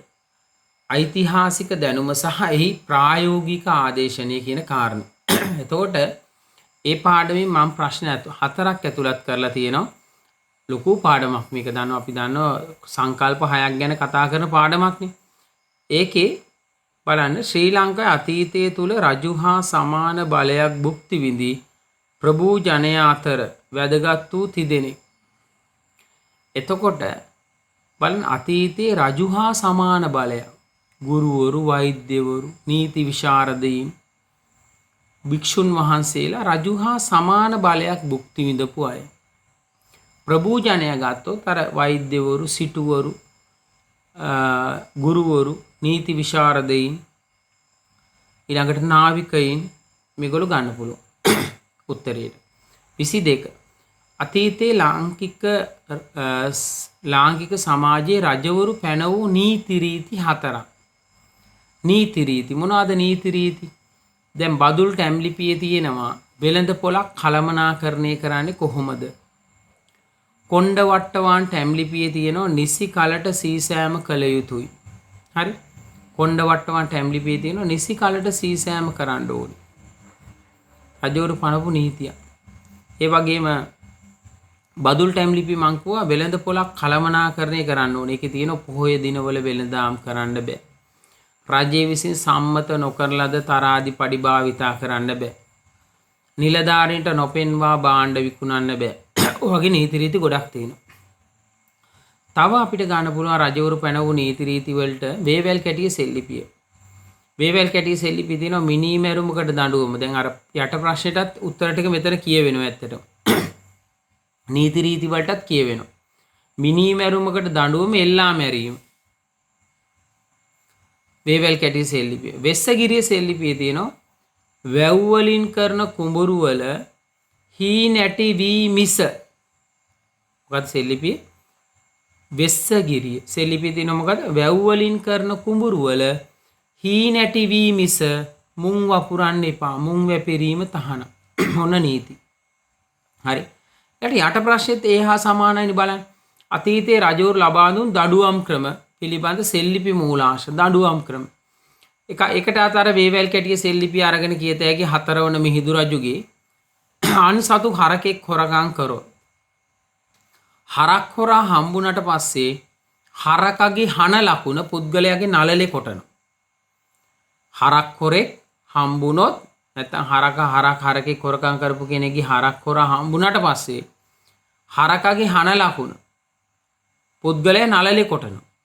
ඒ වගේම ඒකෙම තියෙනවා කවුරු හරි හරකෙක් හොරගම් කරොත් ගමේ හරක් හොරා හම්බුනේ නැත්තම් ගමේම අය රජයට ගෘහ දණ්ඩ කියලා බද්දක් ගෙවන්න ඕන. ඒකින්ද කවුරුත් හරකෙක් හොරගම් කරන්න යන්න දෙන්නේ මුළු ගමේම අය බදු ගෙවන්න. ඒ වගේ දඬුවම් ක්‍රම තිබ්බා. තව තියෙන එළ හරකුන් මී හරකුන් එළුවන් මැරුවොත් මරණ දඬනේ. බලන්න නීති. එළ හරකුන් මී හරකුන් එළුවන් මැරුවොත් මරණ දඬනේ. ඔන්න නීති රීති පනවලා තියෙනවා. ඊළඟට බලන්න ළමයි ඊළඟ කාරණය 24 අතීතයේ මිනිස්සුන් දේශීය ආහාර සැකසීමේදී රසය ගැන විතරක් නොවේ ගුණය ගැන සැලකිලිමත් වුණා. අපේ අතීත රජවරු එහෙම තමයි. රසය ගැන විතරක් නෙවෙයි ගුණය ගැන සැලකිලිමත් වෙලා තියෙනවා. ඒකෙදී වැදගත්ම කාරණේ මේගොල්ලෝ වැඩිපුරම ධාන්‍ය ආහාර කියන්නේ පිස්ටේ සහිත ආහාර වගේම ධාන්‍ය ආහාර ආහාරයට ගන්න කටයුතු කරා. දැන් උදාහරණ තියෙනවා කාඩියඹුල. කාඩියඹුල මොනවද? සහල් පිටි පල් කරලා හදාගත්ත කෑම. කොණ්ඩ කාඩියඹුල. ඒ වගේම අත්සොනු ධාන්‍ය වර්ග කුඩු කරලා හදාගත්ත කෑම අත්සොනු ධාන්‍ය වර්ග වැඩිපුර ආහාරයට අරන් තියෙනවා. තව මේගොල්ලෝ ධාන්‍ය වර්ග 7ක් විතර ආහාරයට ගත්තා කියලා සද්ධර්ම රත්නාවලියේ සඳහන් වෙනවා. ධාන්‍ය වර්ග 7ක් ආහාරයට අරගෙන තියෙනවා. ඒ වගේම ධාන්‍ය ආහාරයට ගත්තා කියන සාක්ෂි ගොඩක් තියෙනවා. විශේෂයෙන්ම කියනවා මේ ප්‍රභූ ජනය ආහාරයට ගත්තේ ඇල්හාලින් පිසූ බත්,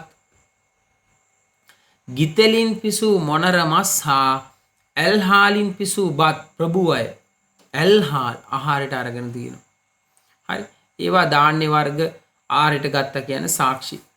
ඊට අමතරව මේගොල්ලෝ කිරි ආහාර පරිභෝජනයට අරන් තියෙනවා. කිරි ආහාර අපි දන්නවා එළදෙන වැදගත් වෙලා තියෙනවා පස්ගෝ රස හදාගන්න. කිරි, දී කිරි, වෙඩරු, ගිතෙල්, මෝරු. පස්ගෝ රස මොනවද ළමයි? කිරි, දී කිරි, වෙඩරු, ගිතෙල්, මෝරු. ඒවා ආහාර පිණිස අරන් තියෙනවා. පෝෂණ රසය ගැන විතරක් නෙවෙයි ගුණය ගැන තමයි සැලකිලිමත් වුනේ වැඩිපුරම. ඊට අමතරව මේගොල්ලෝ කැඳ වර්ග කිහිපයක් උළු කැඳ, ඇඹුල් හඹු, යවාගු කියලා ශාක ගුණවත් බෙහෙත් ඖෂධ පැලෑටි වලින් හදාගත්ත කැඳ වර්ග ආහාරයට අරගෙන තියෙනවා. ඉස්සර මිනිස්සු තේ බිව්වේ නැහැනේ උදේ පාන්දර.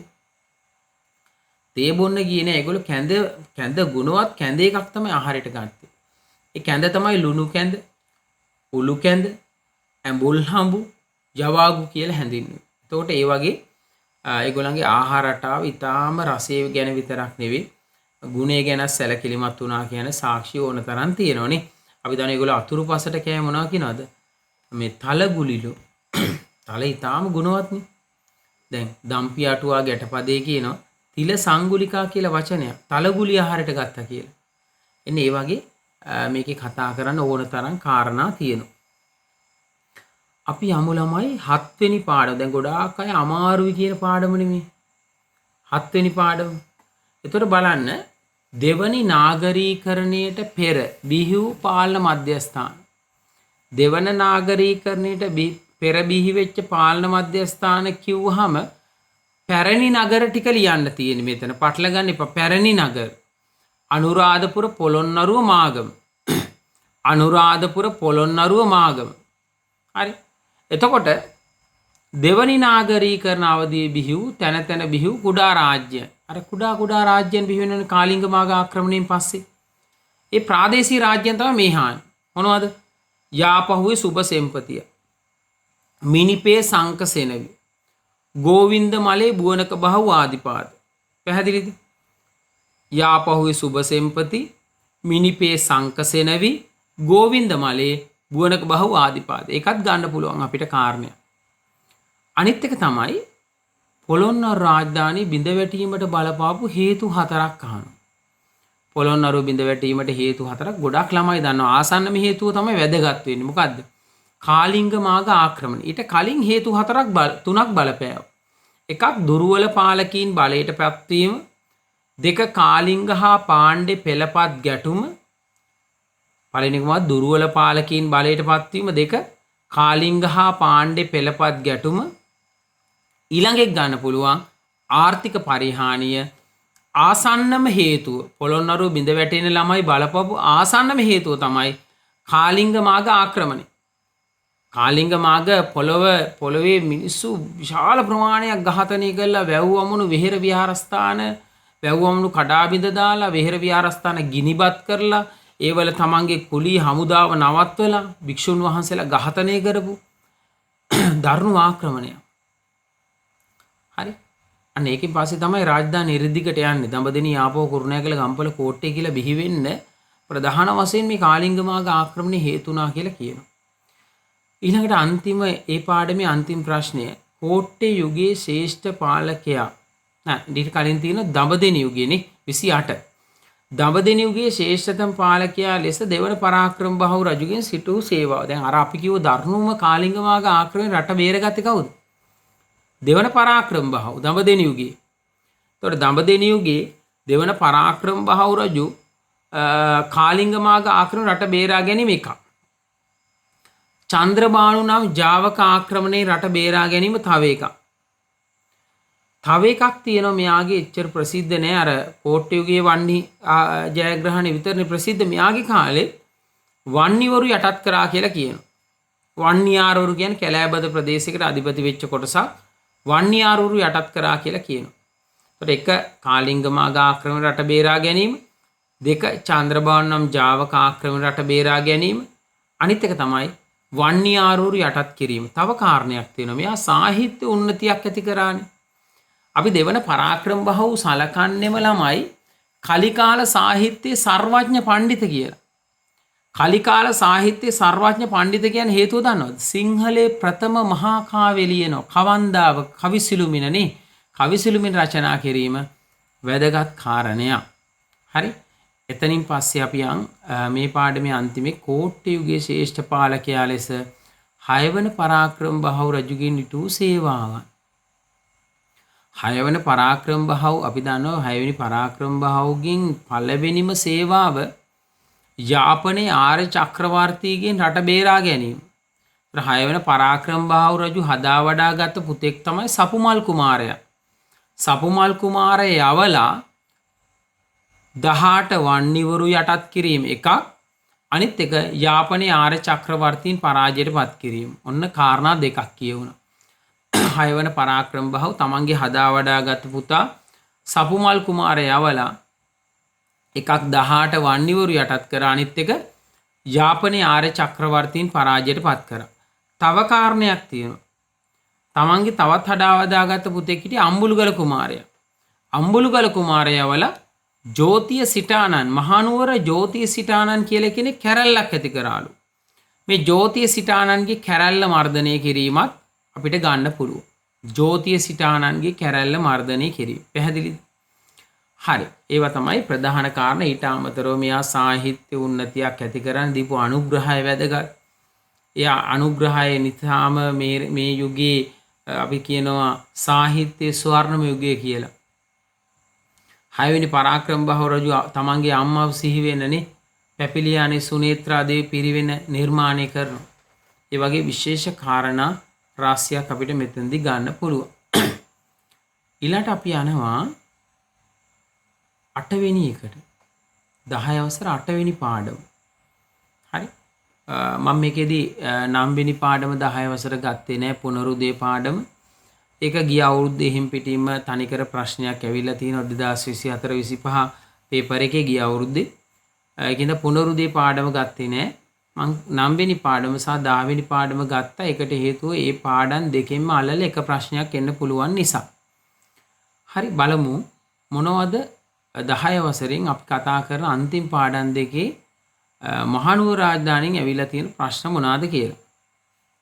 මහනුවර රාජධානි අතීතයේ හැඳින්වූ නම් 3ක් ලියන්න. කන්ද උඩරට කියනවා, සෙන්කඩගල කියනවා, ශ්‍රී වර්ධනපුර කියනවා. මේ කන්දෙනුවර කියලා කියන ඔන්න ඕවා ගන්න පුළුවන්. හරි, කන්දෙනුවර, ශ්‍රී වර්ධනපුර, ඒ වගේම කන්ද උඩරට, සෙන්කඩගල නේද? එහෙම කියලා කියනවා.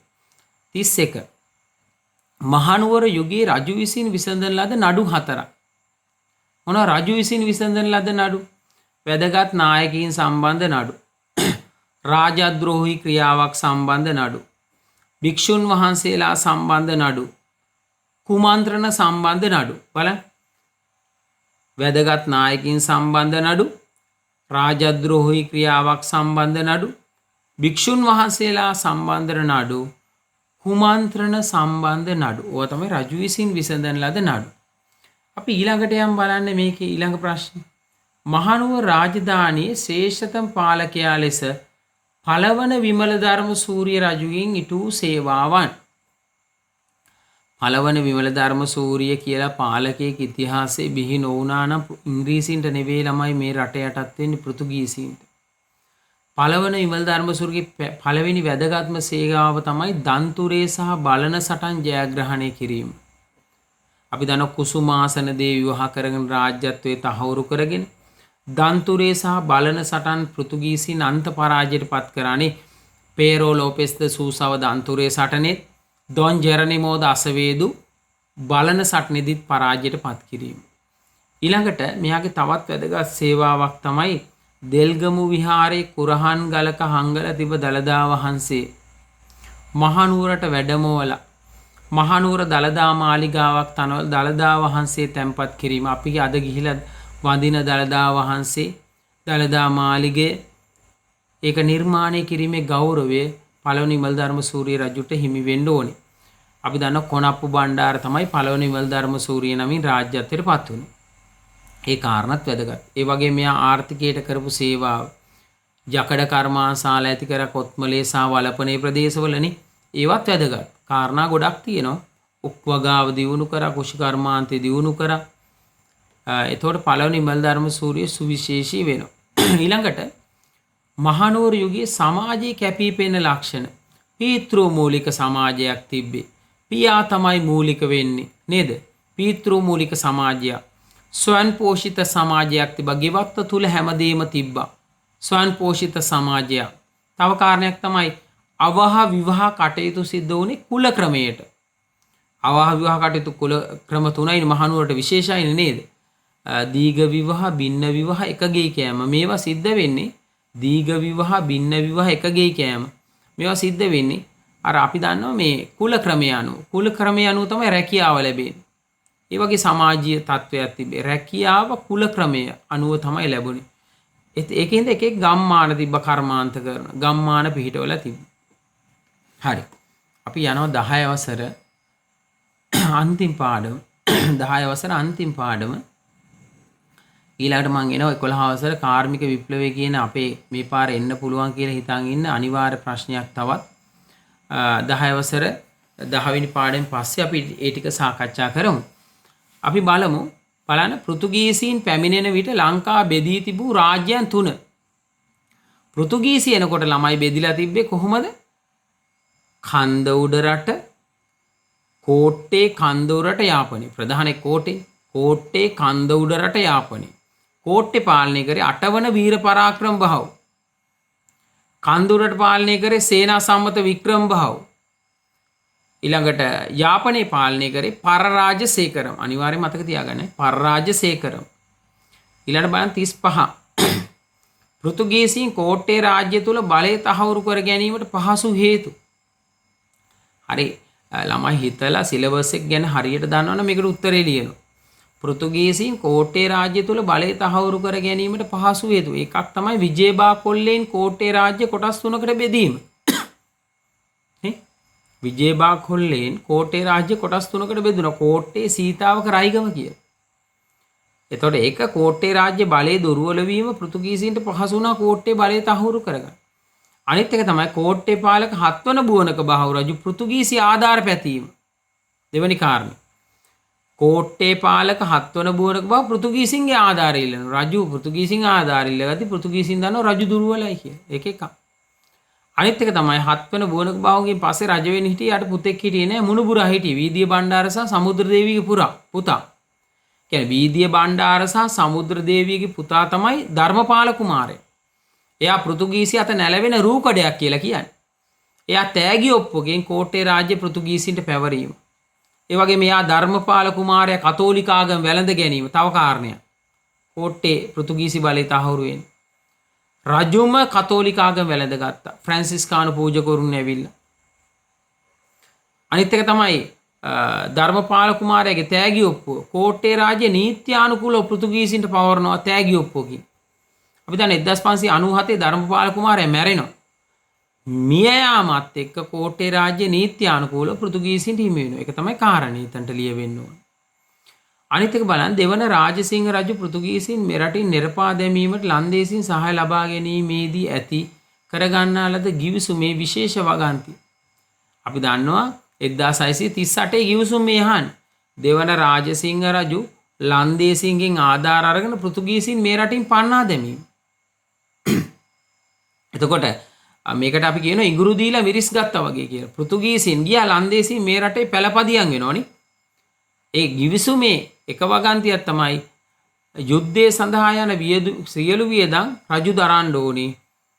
පෘතුගීසින් මේ රටින් නිර්පා දැමීමට ලන්දේසින් හමුදාව ලබා දෙනවා කියලා පොරොන්දු වෙනවා. අනිත් එක තමයි උඩ රටට ඇවිල්ලා වෙළඳාම් කරන්න ඇද්දත් මුතුමැණික් කියව වෙළඳාම් කරන්න ලන්දේසින්ට අවසර ලැබෙනවා. හරි. ඒ වගේ මේගොල්ලෝ එක වගන්තික තියෙනවා අල්ලා ගන්නා ලද බලකොටු වල රජු කැමති නම් පමණයි ලන්දේසි හමුදාව නවත්තන්නේ කිය.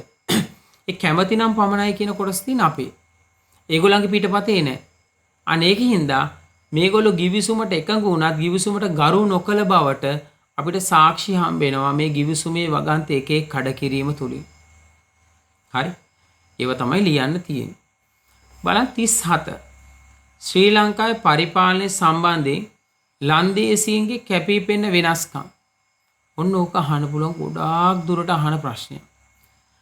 පරිපාලනය සම්බන්ධයෙන් ලන්දේසි පරිපාලනය තුල ඒගොල්ලෝ රජුව මුණ ගැහිලා රජුත් එක්ක කටයුතු කරේ වෙනස් විදියකට. රජුට තෑගි භෝග අරන් යනවා.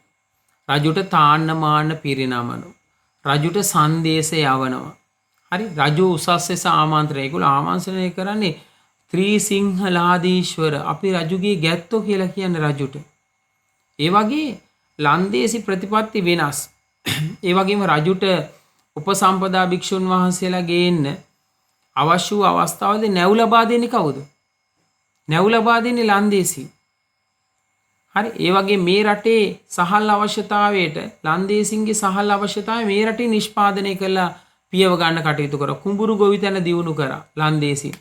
කියනවා මේ මුතු රාජ වෙලා අස්වැද්දුවනේ හැමිල්ටන් ඇල නිර්මාණය කරා. තල් ගස් කඳම් පිටින් පිට රට යවුවා. මේ රටේ ආර්ථිකය දියුණු කිරීමේ ප්‍රතිපත්තියකත් ඒගොල්ලෝ නියැලෙනවා. ඒතකොට ලන්දේසි පරිපාලනය සම්බන්ධයෙන් ලන්දේසීන්ගේ කැපී පෙනෙන වෙනස්කම් රාශියක් තියෙනවා. හරි. ඒකෙදි රජුත් එක්ක සුහදව කටයුතු කිරීම තමයි ලන්දේසි උපක්‍රමශීලී වුණේ. එහිදී රජුව ගිවිසුම් වලට එකඟ කරගෙන රජුව යටත් කරගෙන තියාගන්න තමයි ලන්දේසින්ට අවශ්‍ය වුණේ. ඔනවා තමයි අපි 10 වසර සිලබස් එකකින් මේ පාර අපොස සාමාන්‍ය පෙළ විභාගයට අරන් තියෙන ප්‍රශ්න. ඊළඟට යනවා ළමයි අපි 11 වසර ප්‍රශ්න ටික සාකච්ඡා කරන්න. ඔයගලන්ට ඉතාම වැදගත් අනිවාර්ය විභාගයට එයි මේවා ලියලා කටපාඩම් කරලා තියාගන්න. ඒතර ඔයගලන්ට ගොඩාක් වැදගත් ඒ සාමාර්ථයක් ලබා ගැනීමේ ගමනේදී බලන්න කාර්මික විප්ලවය.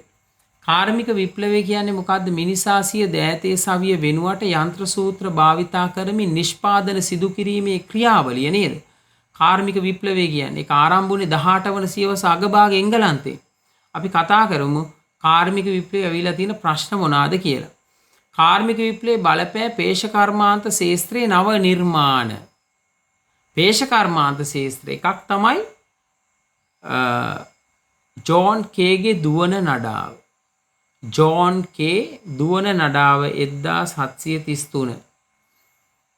ඊළඟට 1764 දී ජේම්ස් හාගියුස්ගේ ජෙනී යන්ත්‍රය. ඊළඟට 1769 දී රිචඩ් ආක්‍රයිට්ගේ ජල රාමුව. ඔන්න තව එකක් කියන 1779 සැමුවෙල් ක්‍රොම්ප්ටන්ගේ මියුල් යන්ත්‍රය. මේවා නූල් කැටීමේ යන්ත්‍ර. ජෙනී යන්ත්‍රයක් ජල රාමුවත් මියුල් යන්ත්‍රයක් නූල් කැටීම සඳහා නිර්මාණය වෙච්ච. අර ජෝන් කේගේ දුවන නඩාව රෙදි විවීම සඳහා භාවිතා කරේ. රෙදි මැසීමට. හරි. ඊළඟට අපි යමු කාර්මික විප්ලවය බ්‍රිතාන්‍යයෙන් ආරම්භ හැමදාම අහන ප්‍රශ්න. කාර්මික විප්ලවය බ්‍රිතාන්‍යයෙන් ආරම්භ වීමට හේතු. එකක් බ්‍රිතාන්‍යයේ දේශීය හා විදේශීය වෙළඳාම් පුළුල් වීම. භාණ්ඩ සඳහා එල්ලුම අධික වීම. අමුද්‍රව්‍ය ලබා ගැනීමේ පහසුව. දේශපාලන ස්ථාවරභාවය එංගලන්තේ බලපෑවා. කාර්මික විප්ලවය එංගලන්තෙන් ආරම්භ වෙන්නේ දේශපාලන ස්ථාවරභාවය ඒගොල්ලන්ගේ. ඒ වගේම එංගලන්තේ ජනගහන වර්ධනය. තව අර 14 සහ 15 වන සියවස්වල විද්‍යාත්මක නවෝදය හොඳම ඵල නෙලාගත් රට තමයි එංගලන්තේ. ඒ කාරණා ඔක්කොම මේකට උත්තරයක් හැටියට ගන්න පුළුවන්. ඊළඟට බලන්න 40 වෙනි එක. ලංකාව කෙරේ කාර්මික විප්ලවයේ බලපෑම සිදු ආකාරය. හරි ලංකාව කෙරේ. તો ලංකාවේ දේශපාලනය වෙනස් වුණා කාර්මික විප්ලවයත් එක්කනේ. මොනවාද දේශපාලන වශයෙන් මොනවාද වෙනස්කම් ඇති වුණේ කාර්මික විප්ලවයත් එක්ක ලංකාවේ? එක දේශපාලන වෙනස්කමක් තමයි අපි දන්නවා පෘතුගීසි ලන්දේසි ඉංග්‍රීසීන් පැමිණීම නිසා ඉංග්‍රීසීන් මේ රටේ දේශපාලන වශයෙන් ස්ථාවර වශයෙන් ඒගොල්ලෝ බලය පිහිටව ගන්න කටයුතු කරා. මේකෙදි කාර්මික විප්ලවයේ බලපෑම ලංකාව කෙරේ ඇතිවන ආකාරය කිව්වම විශේෂයෙන් වතු වගාව හඳුන්වා දීම. තේ රබර් පොල් සිංකෝන කොකෝ ආශ්‍රිතව නව යන්ත්‍ර සූත්‍ර භාවිතය ගන්න පුළුවන්. කෝපි කෙටීමේ මෝලවල් තේ වර්ග කොට අපනයනය කිරීම සඳහා නව යන්ත්‍ර සූත්‍ර භාවිතේ ඔන්න ඔය කාරණා ගන්න පුළුවන්. ඒතර කාර්මික විප්ලවයේ බලපෑමට ලක් වෙච්ච තවත් එක් අවස්ථාවක් තමයි ලංකාවේ විශේෂයෙන්ම sannivedanaye දියුණු වෙනවා. ලංකාවේ sannivedanaye දියුණු වෙනවා. අපි දන්නවා ලෝකයේ පළවෙනි අශ්ව කරත් තැපැල් සේවය ලංකාවේ ආරම්භ වෙන්නේ. ඒ වගේම 1815 ලංකාවේ හැමතැනම තැපැල් කන්තෝරු ආරම්භ වෙනවා. හරි මුද්‍රණ විශේෂයෙන්ම තැපැල් මුද්‍රණය 1857 දී නිකුත් කරනවා ලංකාවේ. ටෙලිග්‍රාෆ් කියන පණිවිඩය වීමේ ක්‍රමය ලංකාවට හඳුන්වලා දෙනවා ඉංග්‍රීසියෙන් බ්‍රිතාන්‍යයෙන් ඇවිල්ලා. මේ වගේ sannivedanaye දියුණු වෙනවා. අපි අර ගෝත්‍රික ගති නැති වෙලා යන්න එක බලපෑවා. අනිත් එක තමයි දුම්රිය හා මහා මාර්ග පද්ධති දියුණු වුණා ලංකාවේ. හෙන්රි අපි දන්නවා විශේෂයෙන්ම එඩ්වඩ් බාන්ස් කොළඹ මහනුවර මහා මාර්ගය නිර්මාණය කරා. හෙන්රි වෝට් කොළඹ මහනුවර දුම්රිය මාර්ගය නිර්මාණය කරා. බලන්න එඩ්වඩ් බාන්ස් ආණ්ඩුකාරවරයා කොළඹ මහනුවර මහා මාර්ගය. ඊළඟට හෙන්රි වෝඩ් ආණ්ඩුකාරවරයා කොළඹ මහනුවර දුම්රිය මාර්ගය. පස්සේ මේවා සංවර්ධනය වෙලා යනවා. ඒවා තමයි ලංකාවට ඇති කරන බලපෑම. ඊළඟට බලන්න ආර්ථික සමාජ ශාස්ත්‍රයේ වෙනස්කම් කිරීමට කාර්මික විප්ලවයේ බලපෑ ආකාරය. ආර්ථිකය නම් ලෝකේ ආනයන අපනයන වෙළඳාම දියුණු වුණා. මේකේ ගොඩක් වෙලාවට හිතකර සහ අහිතකර ප්‍රතිඵල කියලා තමයි වෙන වෙලාවට අහන්නේ. ආර්ථික නම් හිතකරයි. සමාජීය නම් අහිතකරයි. ඒතර බලන්න ආර්ථිකයේව මුදල් භාවිතයේ වැඩිවීම, බැංකු කටයුතු දියුණු වීම, ආනයන අපනයන වෙළඳාම දියුණු වීම, ආහාර නිෂ්පාදනයේ වැඩිවීම, කෘෂි කර්මාන්තයේ නවීකරණය වීම ආර්ථික. සමාජීය අහිතකරයි. බලන්න නාගරීකරණය, මුඩුක්කු බිහිවීම, කළු නගර බිහිවීම, පවුල් සංස්ථා බිඳ වැටීම ඒ කාරණා ටික ගන්න පුළුවන්. සනීප ආරක්ෂක කටයුතු අඩපණ වීම ඔය කාරණා ඔක්කොම ගන්න පුළුවන් එතනදී. හරි ළමයි අපි යමු හතරවෙනි පාඩම. ගොඩාක් අය කැමති නැති පාඩමක් ආණ්ඩු ක්‍රම ප්‍රතිසංස්කරණ කියන පාඩම. අපි බලමු ඒකේ ඇවිල්ලා තියෙන හරි ලේසි ළමයි මේක ඇවිල්ලා තියෙන ප්‍රශ්න මොනවද කියලා. හරි බලන්න ආණ්ඩුක්‍රම ප්‍රතිසංස්කරණ කියන මම මේ ගොඩ 11 වසරින් අරන් නැහැ. අත්‍යවශ්‍ය කීපයක් විතරයි අරන් තියෙන්නේ. ඔයගලන්ට පාඩම් කරන්න මේ මොහොතේ පහසු වෙන්නත් අනුමාන වශයෙන් අපි දෙන ප්‍රශ්න නිසා. දැන් මේකේ අදහස් කරන්නේ අනිත් ඒවා බලන්න එපා කියන එක නෙවෙයි. මේක බලලා වෙලා තියෙනවා නම් අනිත් පාඩනුත් බලන්න කීපයක්. හරි විශේෂයෙන් මම කව විප්ලව පාඩම් බලන්න.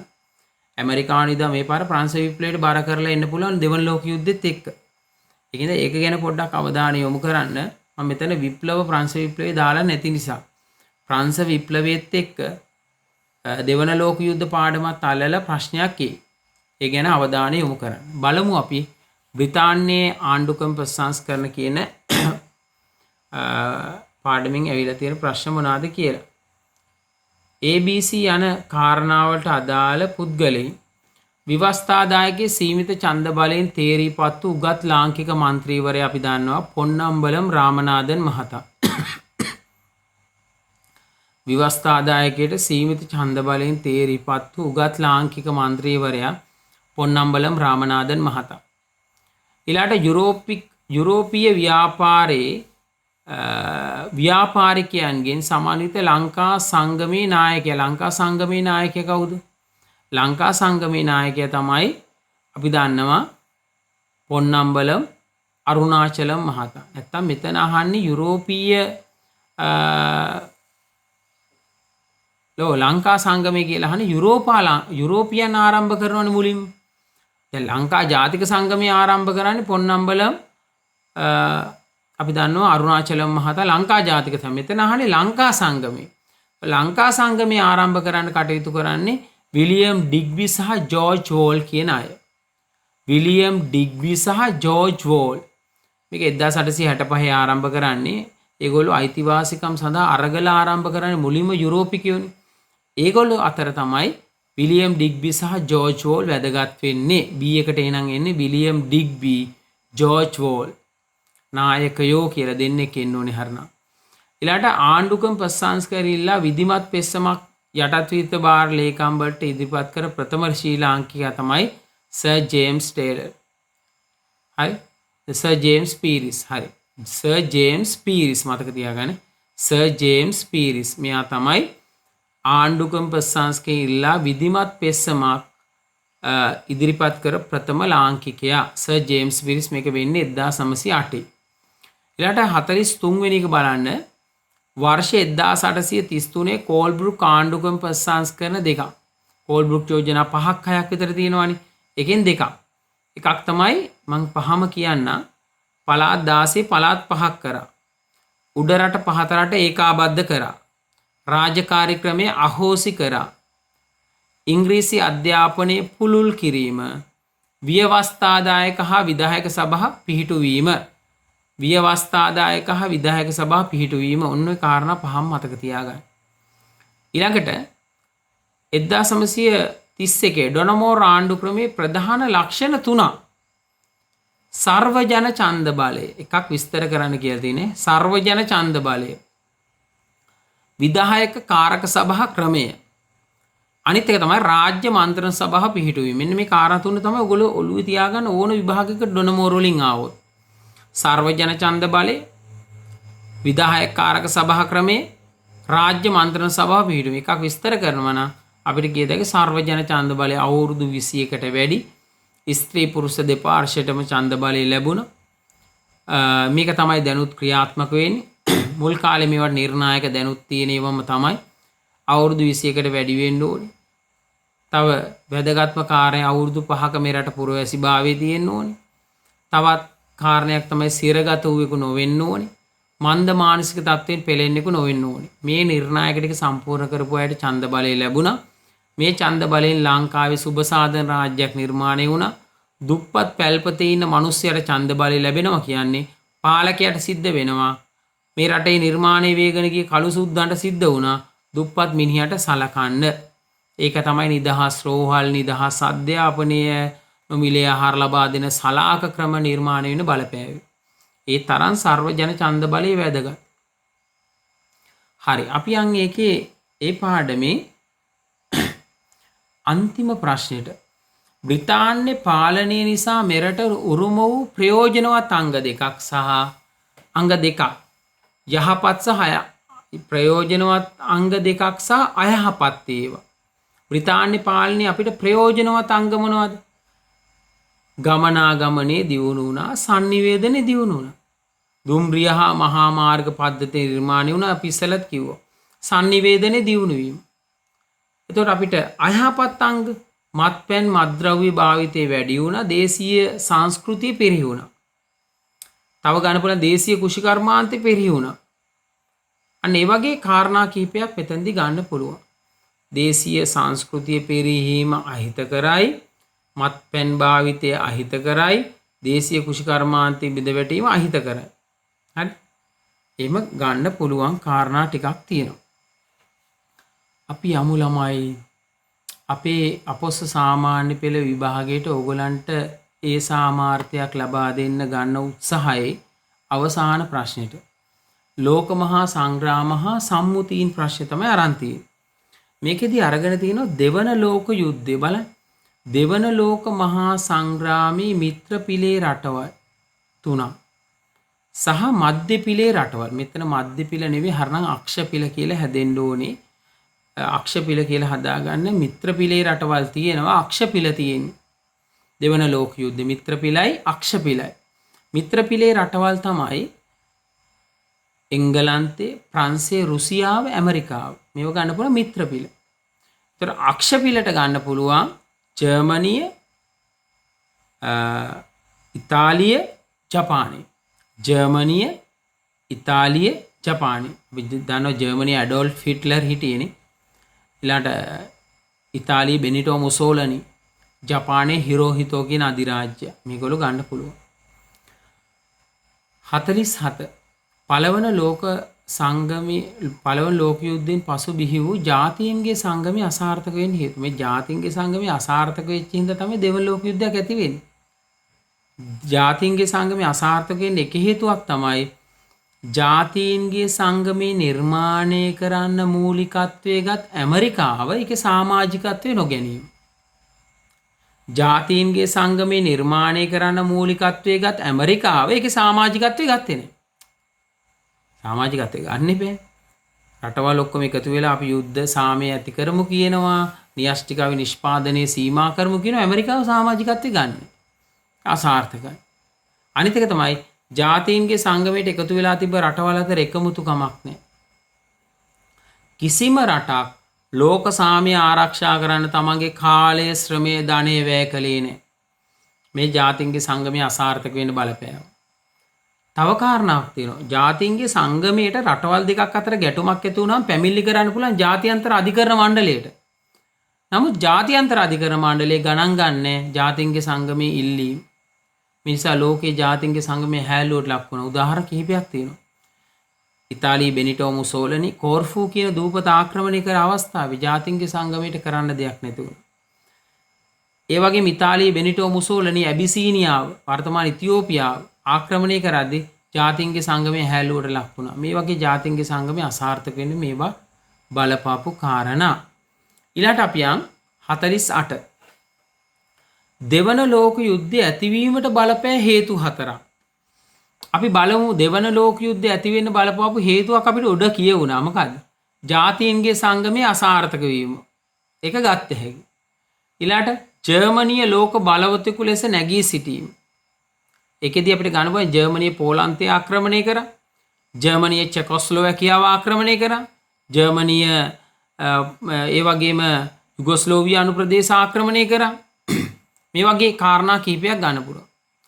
අනිත් එක ගන්න පුළුවන් බෙනිටෝ මුසෝලිනි යටතේ ඉතාලිය බලවත් වීම. ඉතාලිය බෙනිටෝ මුසෝලිනි ඇබිසීනියාව ආක්‍රමණය කිරීම මෙතනදී උදාහරණයකට ගන්න පුළුවන්. තව කාරණයක් තමයි ජපානයේ හිරෝහිතෝ අධිරාජ්‍ය ක්‍රියාකලාපයේ ජපානය චීනයේ සතු මැන්චූරියාව ආක්‍රමණය කිරීම. මේ කාරණයක් ගන්න පුළුවන්. මේ ඔක්කොම ඔළුවේ තියාගත්තොත් ඔයගලන්ට හරි ලේසි ප්‍රශ්නයකට උත්තරයක් ලියන්න. හරි. අන්තිමට දෙවන ලෝක යුද්ධේ අපි දන්නවා ඇතිවීමට ඒ කියන්නේ නිර්මාණය වෙන බලපාපු හේතු සාධක අර අන්තිමට මම මුලින් කියපු කාර්යය ජාතීන්ගේ සංගමයේ අසාර්ථක වීමත් බලපෑවා. ඊළඟට 49 දෙවන ලෝක යුද්ධේ ප්‍රතිඵල. දෙවන ලෝක යුද්ධේ ප්‍රතිඵල ගොඩක් අහිතකරයිනේ. විශේෂයෙන්ම ජපානයේ හිරෝෂිමා නාගසාකි කියන නගර පරමාණු බෝම්බ වලින් විනාශ වීම ප්‍රතිඵලයක්. දෙවන ලෝක යුද්ධේ ලක්ෂ සංඛ්‍යාත මිනිස්සු මැරුණා. ලක්ෂ සංඛ්‍යාත මිනිස්සු ආබාධිතයෝ වුණා නේ. ලෝකේ ගමනාගමනේ සම්පූර්ණයෙන් ඇන හිටියා. ඒ ප්‍රතිඵල. තව අනිත් පැත්තෙන් ප්‍රතිඵලයක් නිර්මාණය වෙනවා මේ ඇමරිකාව ලෝක බලවතෙකු ලෙස නැගී සිටීම. ඇමරිකාව ධනවාදී බලකඳුරේ නායකයා වෙනවා. දෙවන ලෝක යුද්ධ ප්‍රතිඵලය. ඊළාට සෝවියට් රුසියාව ලෝක බලවතෙකු ලෙස නැගී සිටිනවා. සෝවියට් රුසියාව සමාජවාදී බලකඳුරේ නායකයා වෙනවා. එක කාරණයක්. මේ දෙක අතරින් පස්සේ නිරව යුද්ධ කියන්නේ. ඊට පස්සේ තව එකක් තමයි නොබැදි ජාතීන්ගේ සංවිධානය බිහි වෙනවා. පස්සේ එක්සත් ජාතීන්ගේ සංවිධානයේ බිහිවීම ප්‍රතිඵල දෙවන ලෝක යුද්ධ ප්‍රතිඵල. නොබැදි ජාතීන්ගේ සංවිධාන නොබැදි ජාතීන් කියන්නේ ධනවාදී බලකඳවුරටත් නැති සමාජවාදී බලකඳවුරටත් නැති ස්වාධීන රටවල් තමයි නොබැදි ජාතීන්ගේ සංවිධානයට එකතු වුණේ. අවසාන ප්‍රශ්නයට අපි යමු ළමයි. එක්සත් ජාතීන්ගේ සංවිධානය ලෝක සාමය ආරක්ෂා කිරීමට ගන්නා ලද ක්‍රියාමාර්ග. එක්සත් ජාතීන්ගේ සංවිධානය තමයි සාමසාධක හමුදාව මෙහෙව ගැටුම් निराකරණය කරපු අවස්ථා තියෙනවා. ඒතකොට ඒගොල්ලෝ එක කාරණයක් මොකක්ද? සාමසාධක හමුදාව මෙහෙව ගැටුම් निराකරණය.